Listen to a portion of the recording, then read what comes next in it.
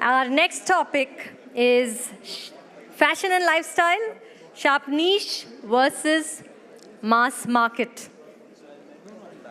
For this panel discussion, we have our moderator from Vogue India, Priya, Tanna, our speakers, Devangi, Parekh, Creative Director, Azar Fashions, Manish, Malhotra, fashion designer who has put India on a global map, and Sunish, Sharma, co-founder and managing director of Kedaara Capital Advisors.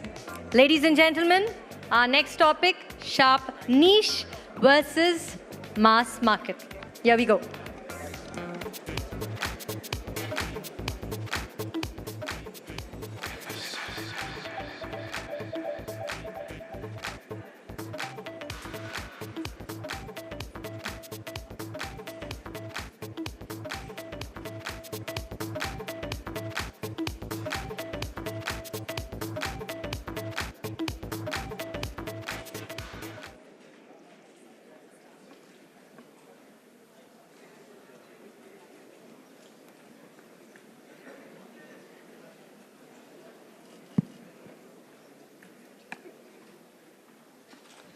Good evening. Hi. Welcome everyone to this chat. My name is Priya Tanna. I'm the editor-in-chief of Vogue India.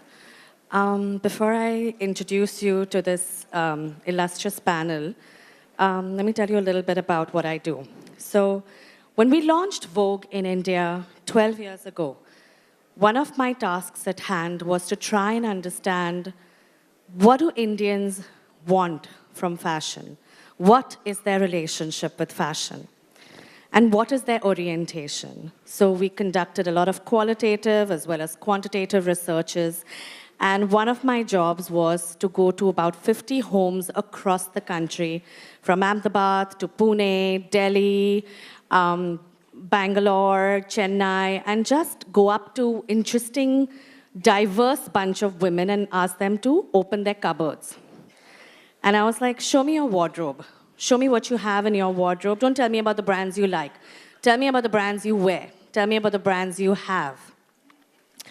And honestly, the findings were so baffling.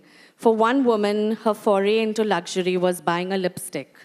For another woman, she mixed up her high street and her high fashion and spoke of both of them with the same amount of excitement. So Zara, Prada, everything was the same for her.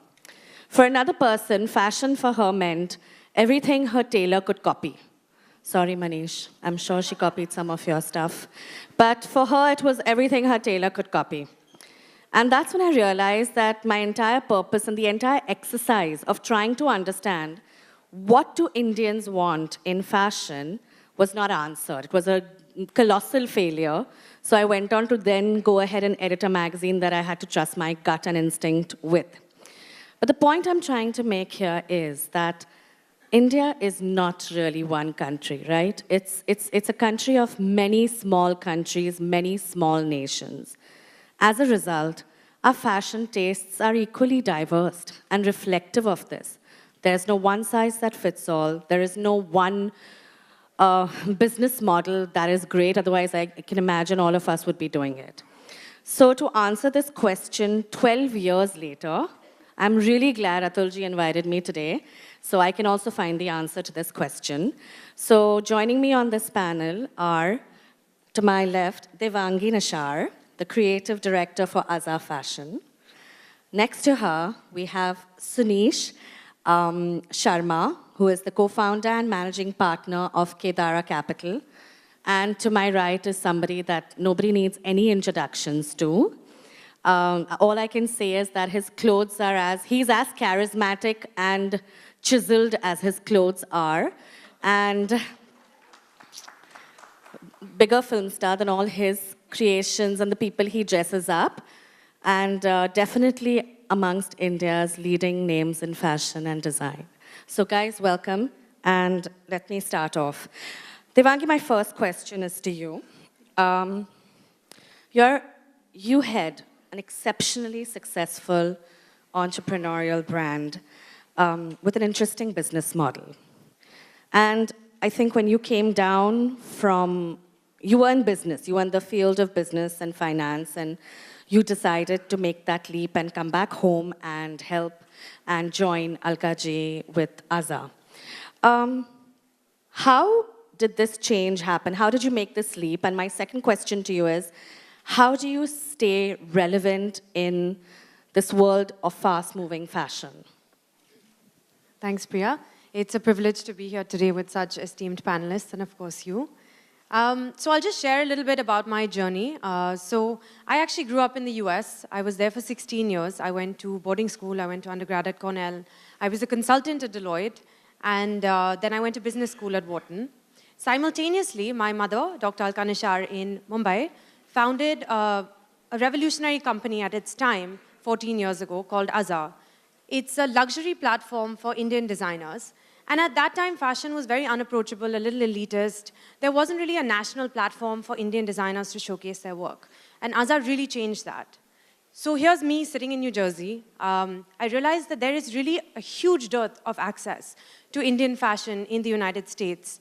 And I realized that if me sitting in New Jersey, who's celebrating Navratri, Diwali, every single occasion, right, it's full of Indians, we have to drive miles for overpriced, very outdated fashion.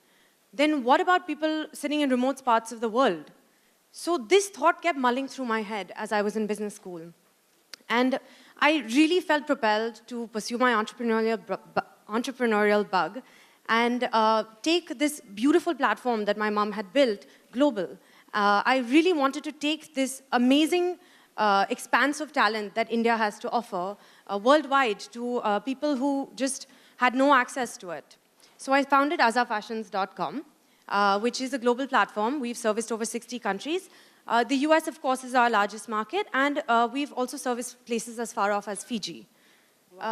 Yeah, so going back to your second question, though, about catering to fast fashion, I think the Indian consumer and the global consumer actually, has really evolved in that they no longer want to wait for things, especially millennials.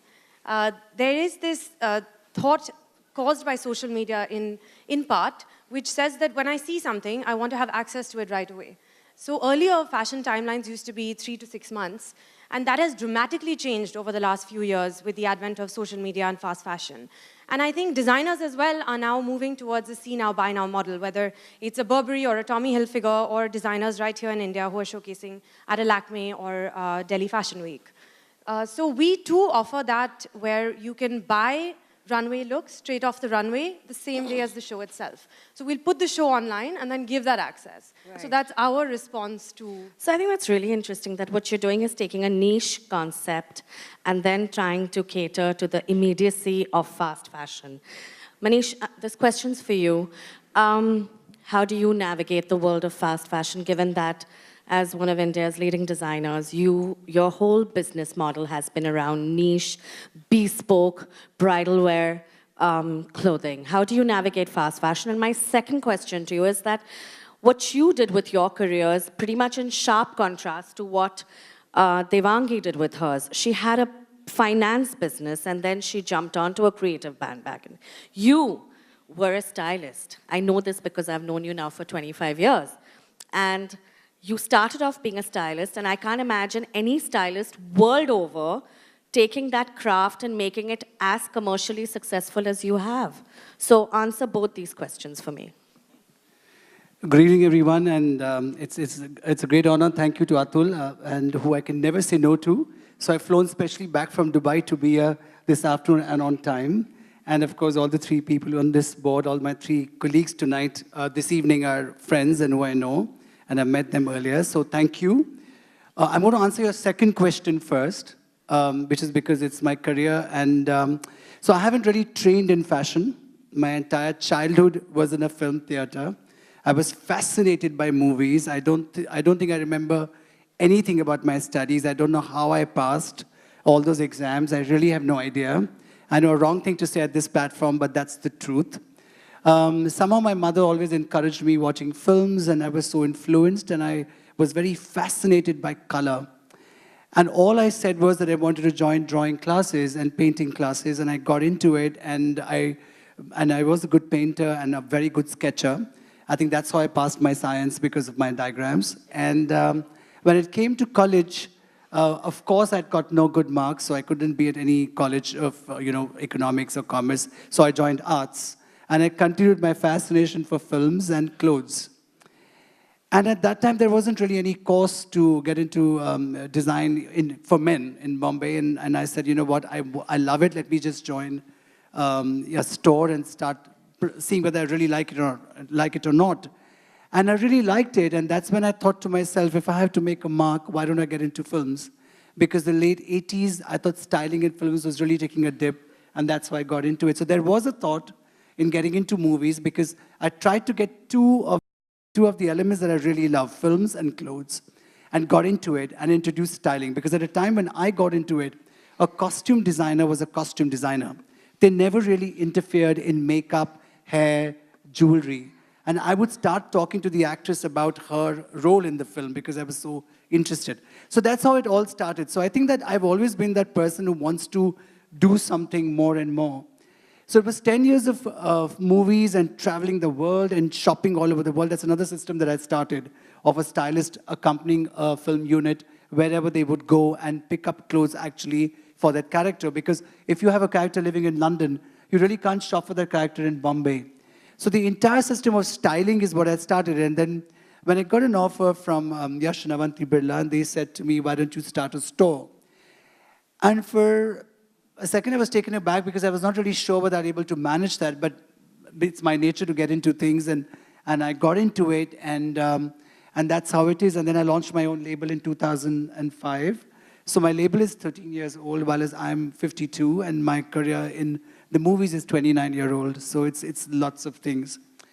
Where fast fashion is concerned, and I see, you've got some really successful brands like Zara and so many of them. I think what they really foresee, which we are seeing now, is the changing mind of the youth.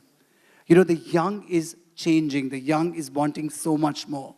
And today's millennial, thanks to social media and all of it, wants to see something. Either they want it now, or they've already been distracted, or they've gone to someone else or something else.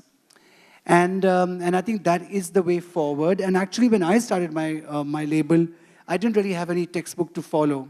I kind of made my own rules. So lack of time, I would do a fashion show, and my clothes would be in my store and in Azza, I remember. And immediately, so I was that one designer who did a fashion show, and since of lack of time, I would have my clothes out there selling.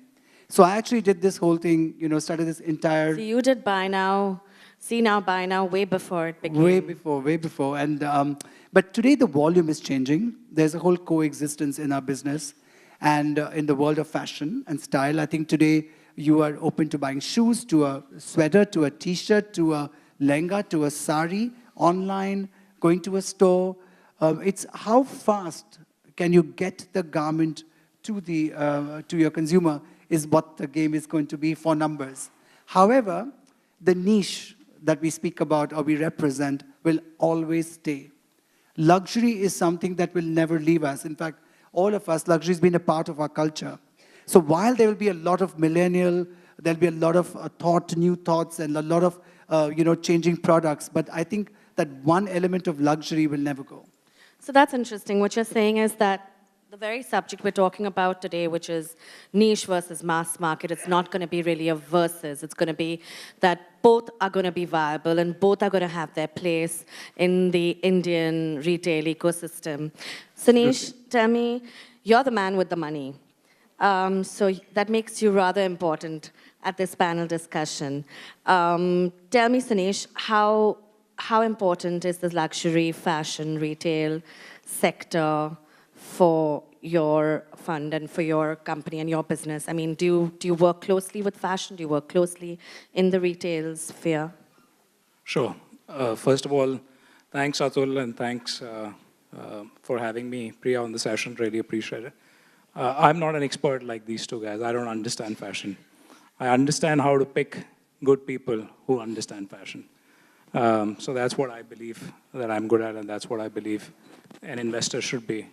To answer your question directly, can retail make money in India? I believe retail can make money in India.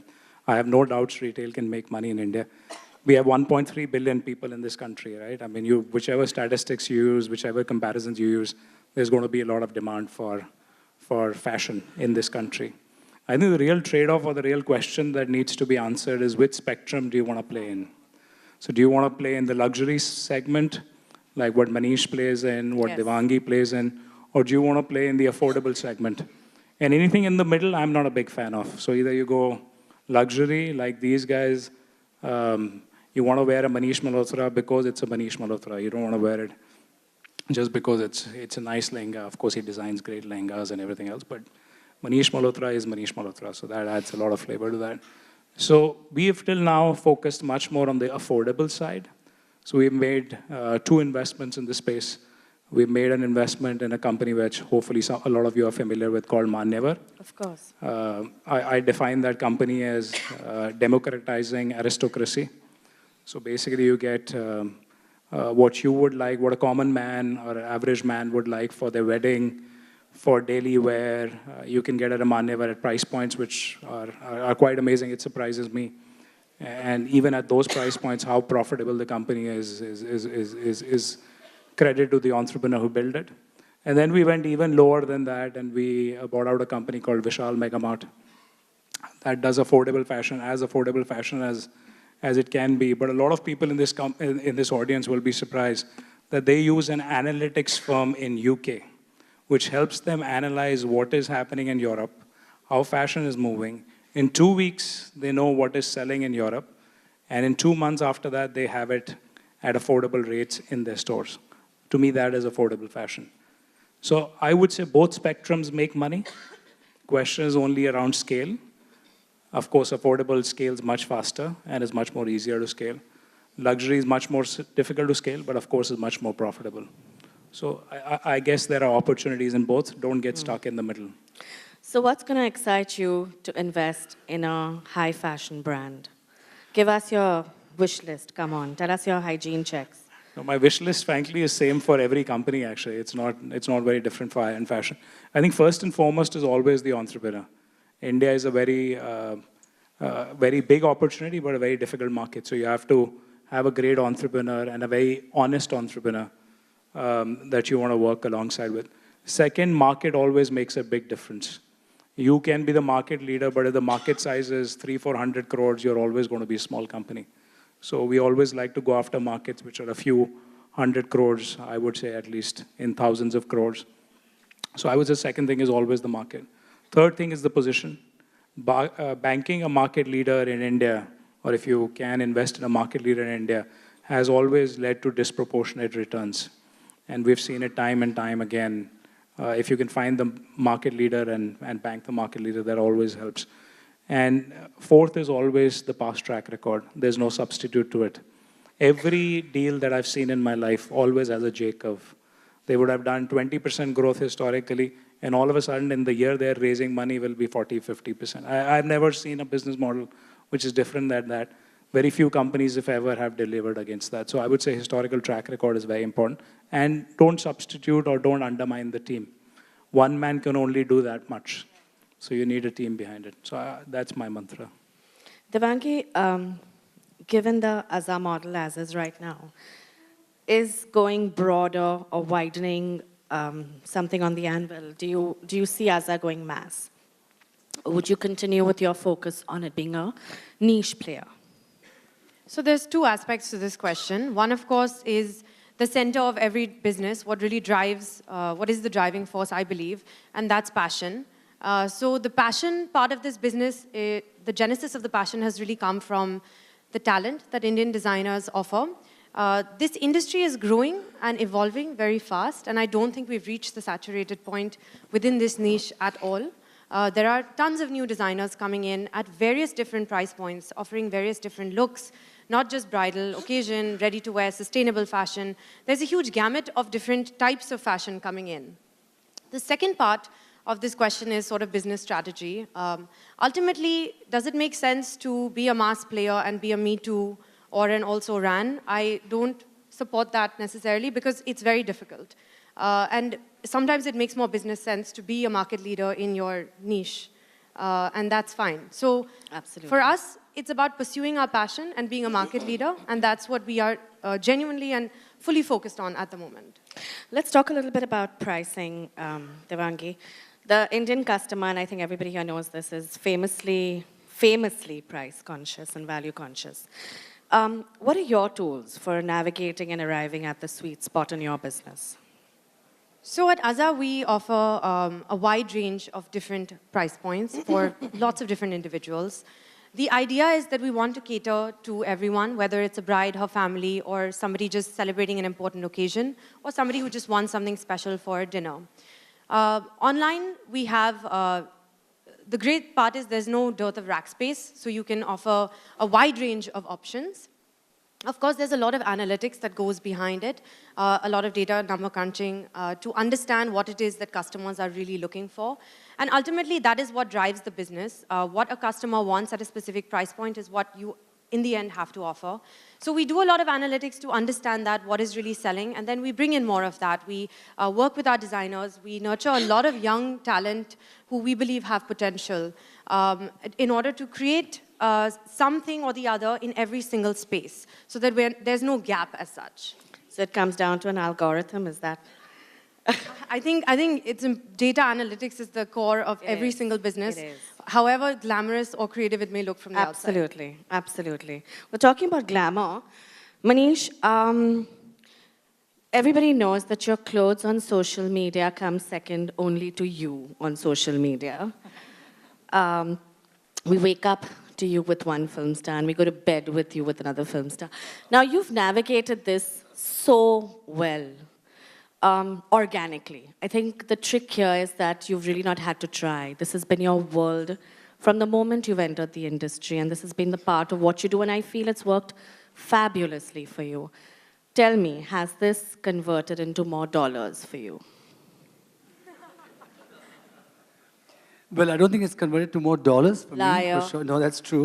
But I think what it's definitely converted, and I have also been a part of doing that conversion, or focusing that conversion, or working towards that conversion, is that I've widened the spectrum. So for example, like we spoke earlier, I could have continued to be a costume designer, and which I still do because I love films, but I've also kind of gone into having a label, opening large stores, working on, bridal wear and other collections.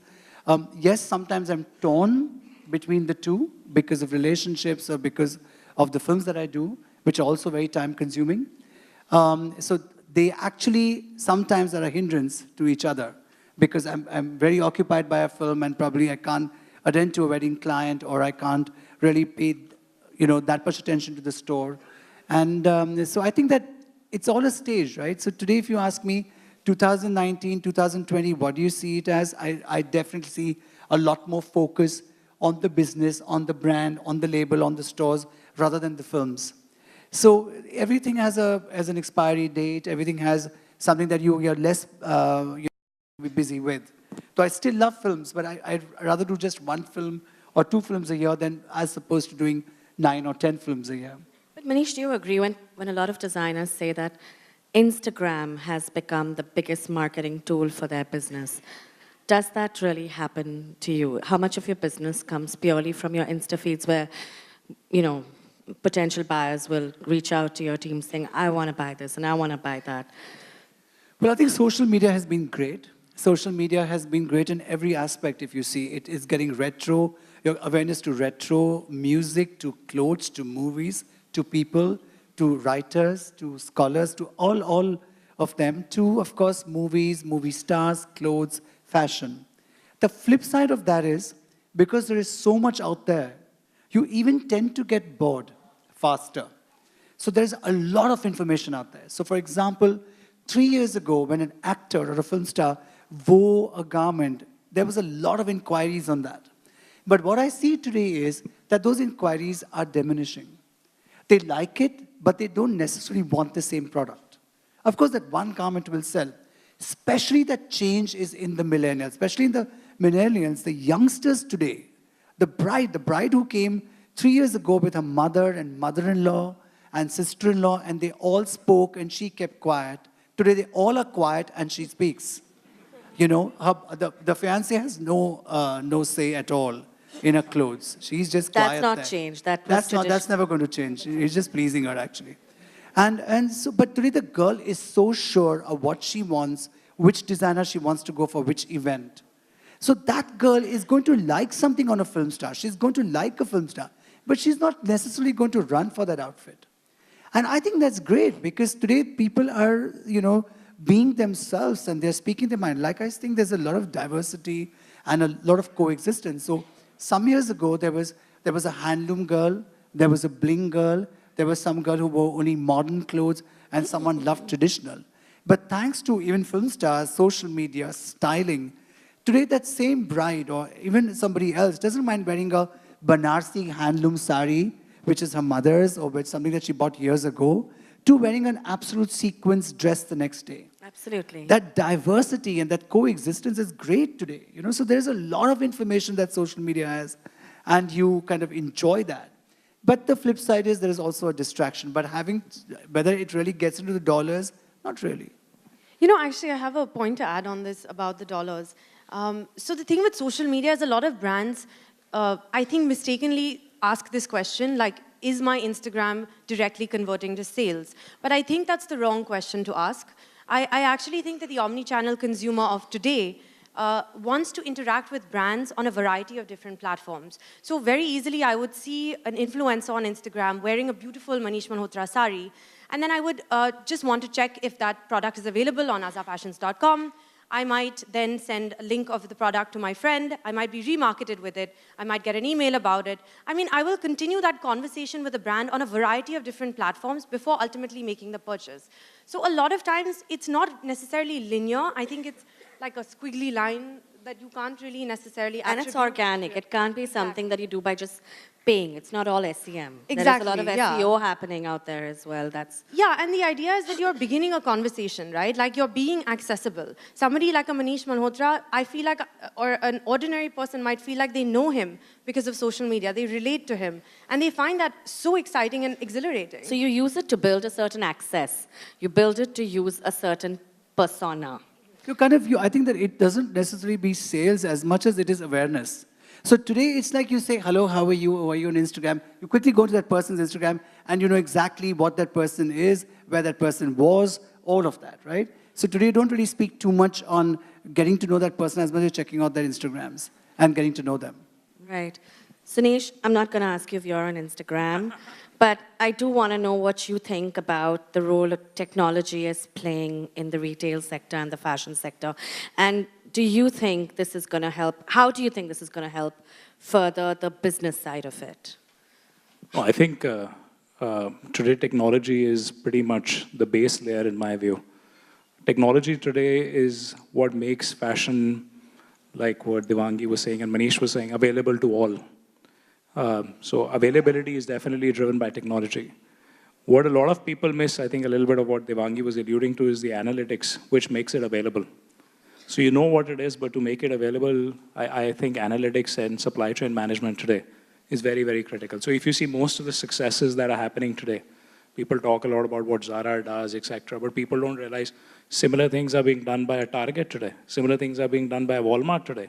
It's no longer Zara's domain. H&M does the same thing.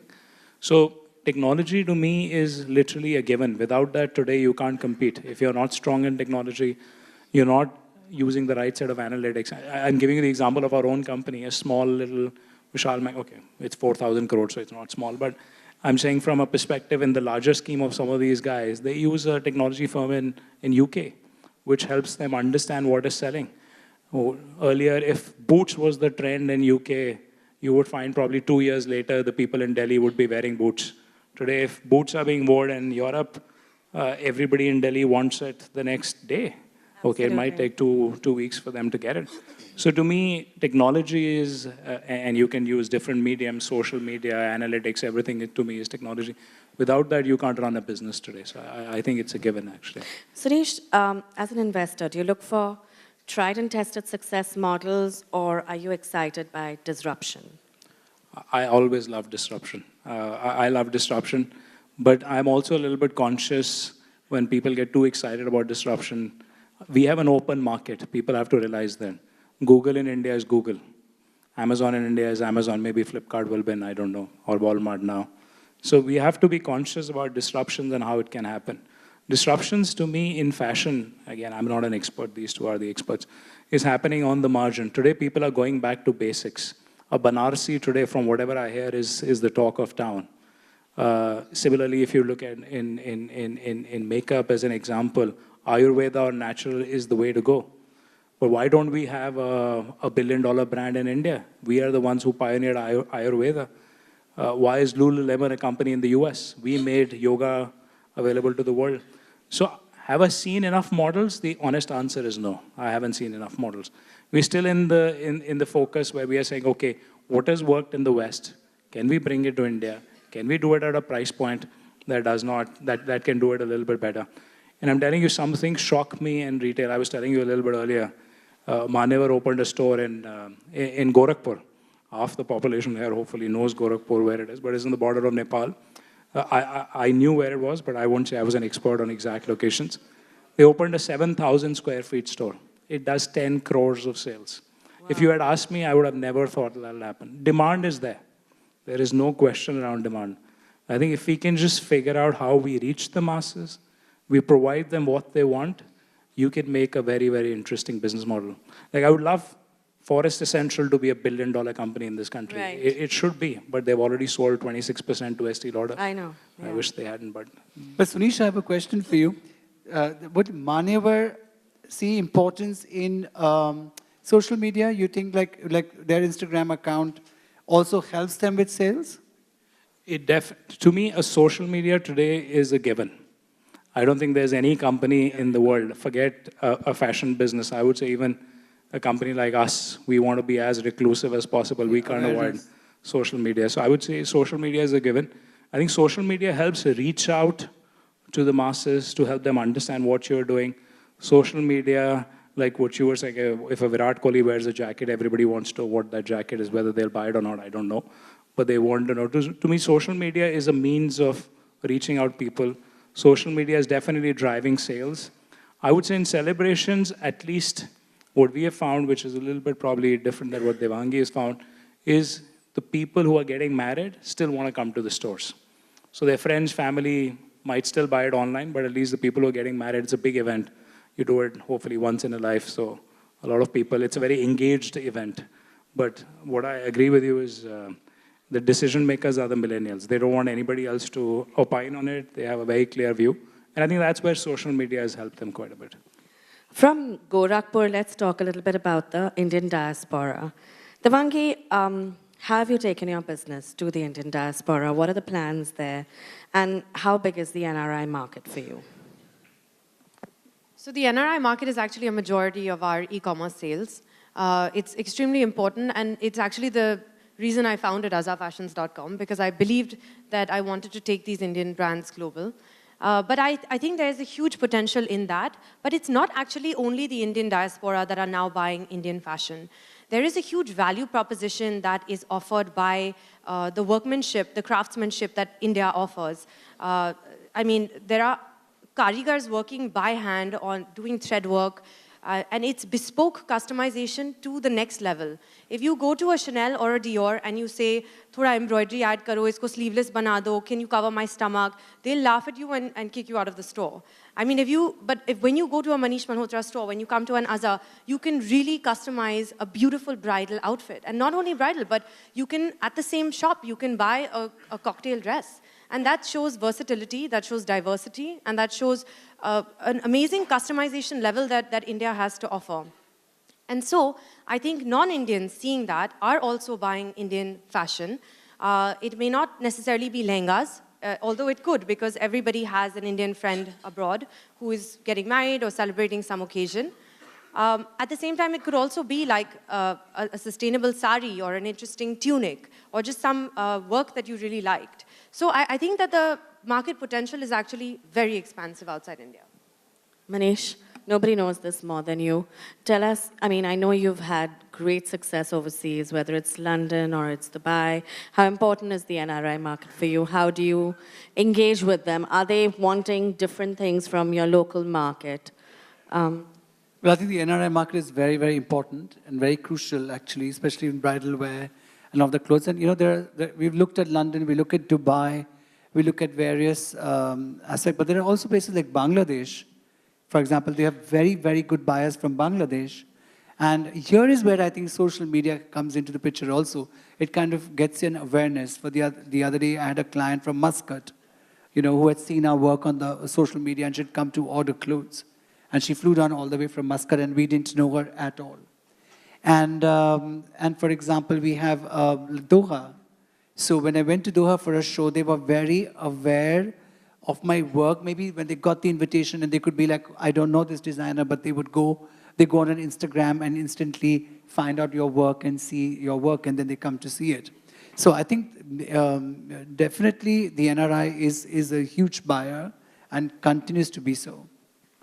You've recently ventured and diversified into decor and weddings, and so is Mastige somewhere on the anvil or the line? Are you looking at it at all? Would you scale? Would you go broad? Would you tie up with a broad chain and come up with a Pret collection? Is that something you think about?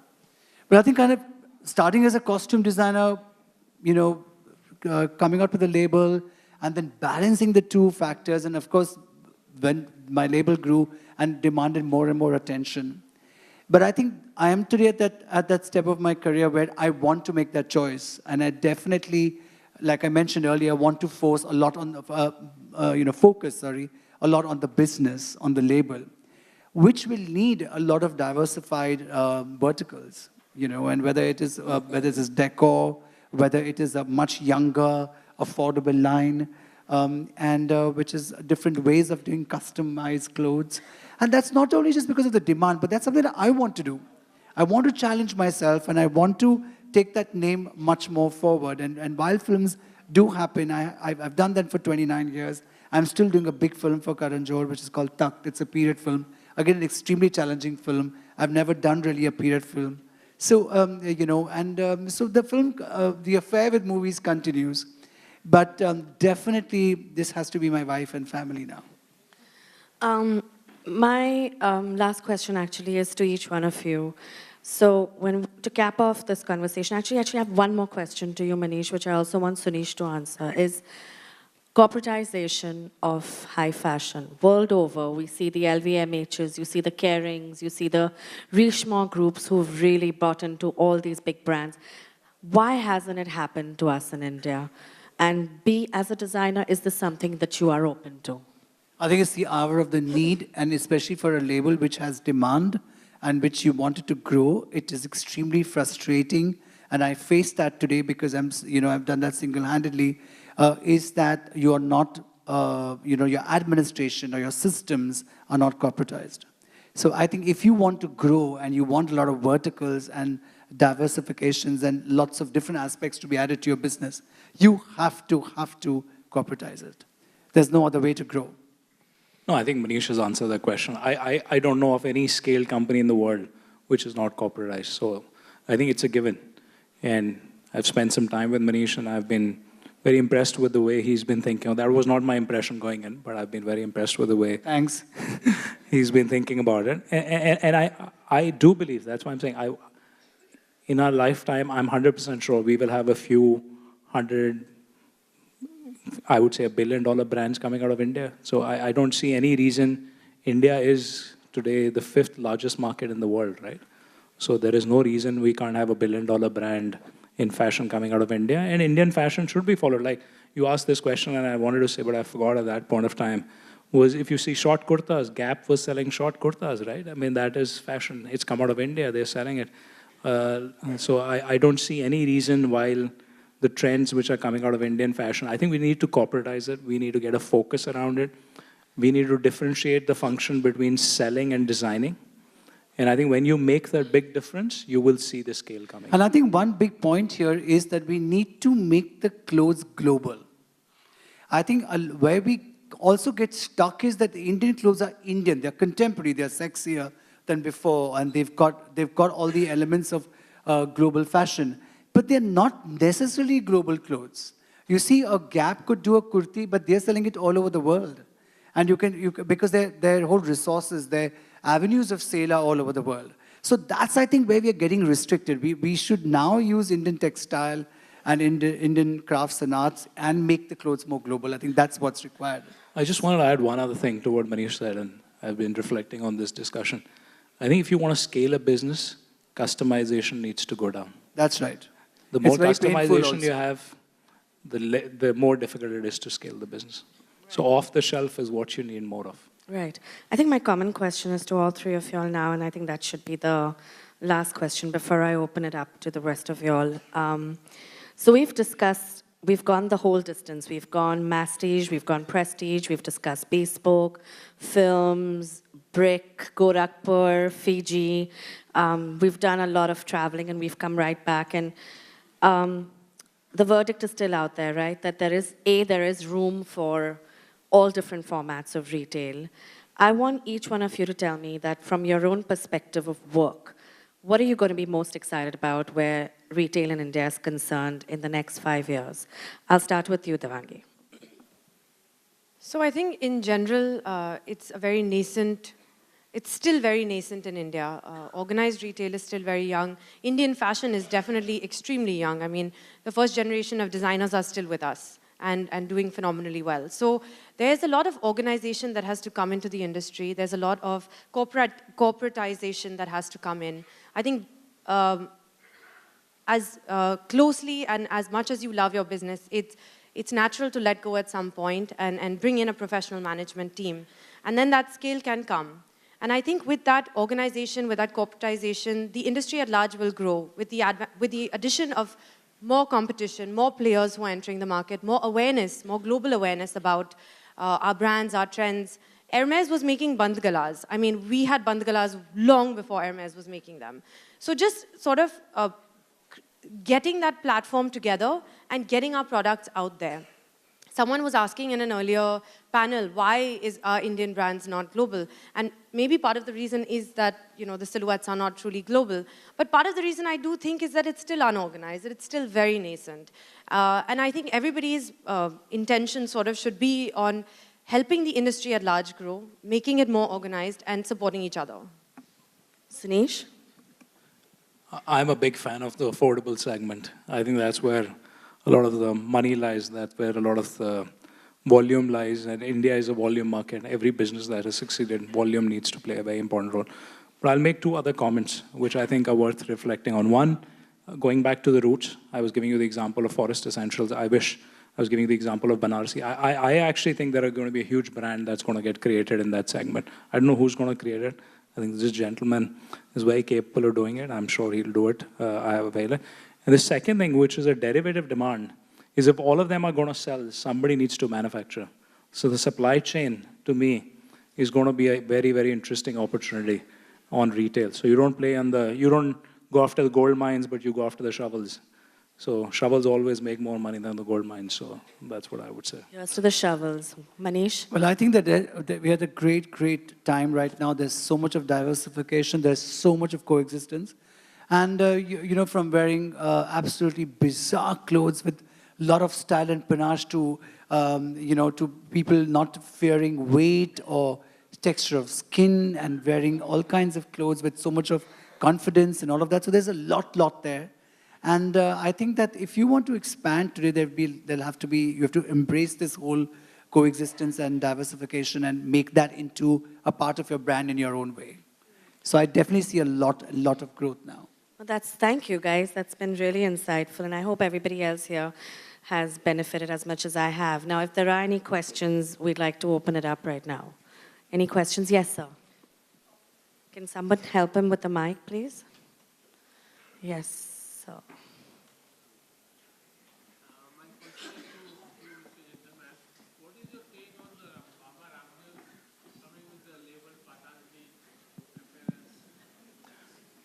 I'm not an expert on what Baba Ramdev and Patanjali, but I'm answering your question. But it has one credit you have to give through the gentleman. Dabur has focused again on Ayurveda. Colgate has brought in a charcoal toothpaste. You are finding every single brand in the country today, every big FMCG company in the country today is talking about Ayurveda. Whether he'll be successful or not, I'm not an expert. What he's built, you have to give him credit for. He's built a massive organization in a very short period of time. So that I give him a lot of credit for. But every FMCG today is talking about Ayurveda, which I feel very excited. Wow, a lot of Ramdev fans there. I have the mic here. The right in next front of me. question. Yes, I have the sir. mic right here. Sorry. Who? I'm sorry. Yeah, I have the mic right in front of you right here. Pretty blind, but yes. Yeah. Whoever So I had a question about online and offline when it comes to fashion, especially because fashion is something that's not governed by standardization of sizes. For example, small in lehenga doesn't really mean anything because body shapes in India are of your completely different things. So I wanted to get your general idea on where fashion is going as far as the online segment is concerned versus the the retail store experience. Because people not only want a specific size, they also want to, touch and feel the fabric and the stitching and the kind of, everything that goes with a fabric that does not necessarily come with a commodity. So where do you see this going? Do you see online taking over completely and retail stores kind of taking a back seat? Or do you see, somewhere probably a 50-50 or... Okay, that's a very long question. Right, yeah, that was it, yeah. Who is this for? Is this for Manish? I mean, anyone on the panel, yeah. I'm happy to take it. So I don't think it's online versus offline. They are not opponents. I think omni-channel is the way forward. And globally, you will see brands are using stores as experiential centers. So they're offering very interesting touch and feel experiences to explore the brand and understand what exactly the brand is about, the brand personality. At the same time, people are world over buying online, and that is undeniable. I mean, you'll see that in the growth stats. So do people necessarily need to touch and feel a product? No. But your website needs to show a clear picture of each product, and there are a lot of new technologies that are offering the means to show that. So, of course, the idea of integrating technology is ultimately to improve the customer experience and to show the product in the most realistic way possible. To answer your question about measurements and things, there are actually quite detailed size charts that one can offer. And currently, Indian retail is very customized, so especially designer fashion. And you get like people to assist you to understand how to measure yourself, etc. So people are very willing to buy online. It's not that there's this apprehension, and I think it's only going to grow. And I as can we just speak, add- actually, the textile minister has just announced that they are now looking at standardizing the Indian size chart. So that's something that's happening as we are talking right now. If I can Anybody add one else, point, guys? so Sorry. just one small point I wanted to add, just to make Devangi's point even stronger. I don't know if you're aware, Amazon has started physical bookstores. For a company that killed physical bookstores, has restarted physical bookstores. So omni-channel is definitely the way, because they are realizing a lot of the analytics they're getting out of the online channel is helping them cater to an audience which likes to touch and feel books. But they have the whole recommendation engines actually working real time. And they are the top 5 on Amazon by every channel. So even books, forget fashion, is slowly, again, going to the bookstore is becoming fashionable. Okay, I think we have time for one more question. Yes, to the lady here. Yes.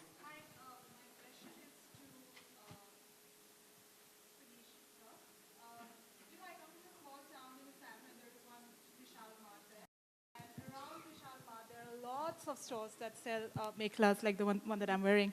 And my question is, have you ever been inclined towards investing in handloom and hand-woven products? I would answer that a little differently. I'm not trying to avoid your question. It depends on how you think about the business. If you think about it, business purely from what we are paid to do. We are paid to invest in businesses that will fundamentally create a lot of value for our investors. If the business on its own, that's why I give the example of Forest Essentials, Kama Ayurveda, or what Manish is doing, etc., then, of course, we would love to invest. I mean, I would personally love to invest. But if the focus is that, yes, because it's handloom, it is going to be more expensive and therefore it will have a lesser clientele, then I would say there is a set of investors which are defined as impact investors. And their entire focus is to invest behind businesses which have an impact around society. They still do it for profit, don't get me wrong, but the return thresholds they have are lower than the return threshold that I have. So if it can compete on the basis of returns with any business in India, I would be the first one to put up my hand and say I would love to invest, because I would love $1 billion local Indian, made in India, Banarsi, handloom, Ayurveda brand. I would love that. Any more questions here? Yes. No, I think we can take two, but sure.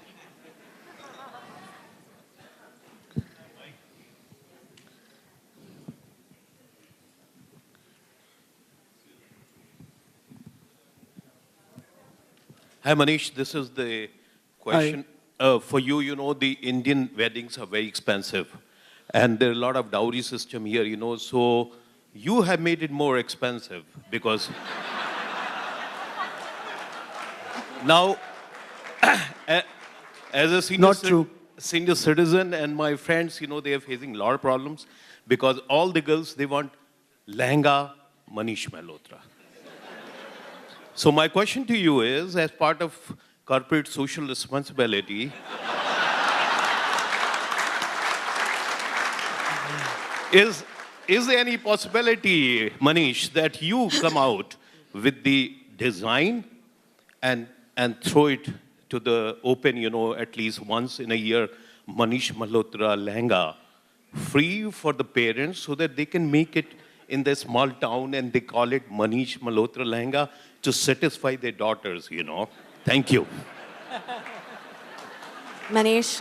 It's a social, you know, what do I say, a social give back, which I'll really consider.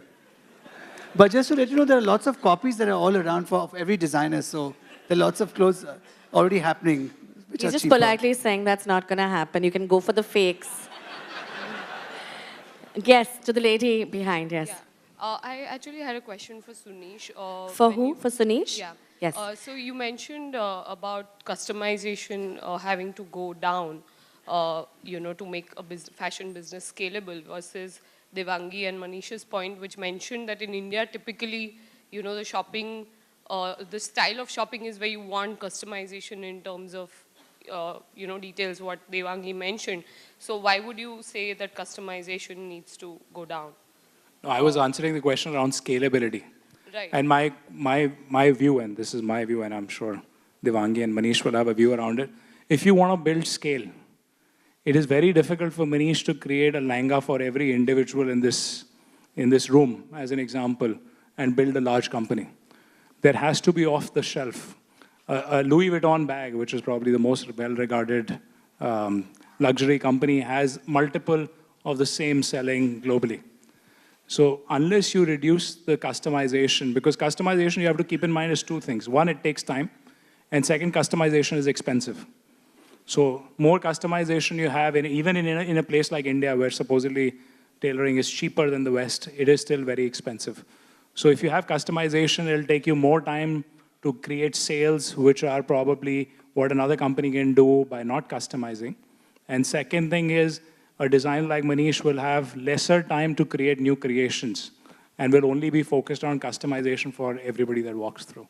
That's my view, but I would love Manish's view. Well, I think that's absolutely right, because like you actually mentioned it all, the customization takes a lot more time, it's exhausting after a while, and if you have to scale up your business, it's not, like I said, it's coexistence, right? So you will have a part of customization as well, but maybe you'll take it to, like, say, beyond the budget, or maybe it's a person that you really want to dress.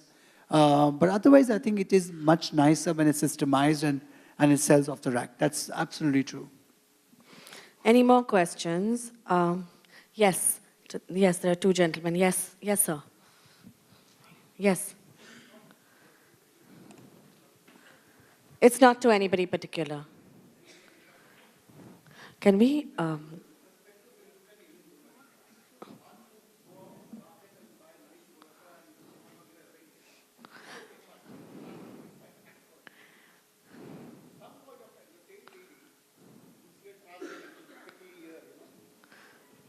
Metre से चलने का ऐसा नहीं करने का metre से चलने का करके so how do you balance this consumer behavior? What is that goes into your mind and what are the different analytics that you use, you know? But I also have 30,000. It's okay, you may have 30,000. So it's not everything is 2 lakhs or anything like that. So my question was, see, there are two same lady and from two different tangents, basically, you know. So one who doesn't mind spending at all, it's okay, 30,000 rupees, 15,000 rupees, whatever it is, fine. The same lady, when she goes in an auto rickshaw, she says, "Baba, meter se chalne ka, aisa upar ka paisa nahi lene ka." But maybe they won't come to us. Yeah, but the same, again, see, there are these ultra model ladies also, and I'm talking of the million group. But we have a lot of clients who come to us also speak a lot about the clothes, praise it. So I have a thing in my, I have a thing in my store. The client who comes and praises the clothes that much is not going to buy, And so it's like, so there are people who come and maybe sometimes for a coffee. I've had people in my Delhi store come, sit, chat with my salespeople, speak about their daughter-in-laws. They're going to be daughters. We're looking for a boy kind of thing. Have coffee, eat something and go. So But I there are think Manish, all kinds of people. no, so. but Manish, just to say, I think what he also means is that, I think what you're talking about, sir, is the price point and where people choose to spend their money. Somebody would spend it on a lehenga and then go in a rickshaw. I also think that every woman's relationship with fashion and consumption is very different and unique. It depends what you choose to spend money on and what you choose not to spend money on. There's always going to be some things that you will treat yourself to, and it's aspirational. And there'll always be an accessible part of fashion. But like you said, aspirational. So that person who's doing, so much of thing on the auto, but tomorrow could be very, very aspired and inspired. And like, for example, when we have our annual sale, there are a lot of people who don't come to the store the entire year, but are looking forward to that sale, and they come to the store at that time. And if year after year, we see them. So, there's a place I think, for unfortunately, this is the last question. Once again, thank you so much for being a part of this. Thank Thanks, you. guys. Thank you. A huge round of applause, ladies and gentlemen, to all our panelists sharing with us that food for thought, mass versus niche. I request our panelists to please step forward, and Atul ji to felicitate all our panelists. Atul ji.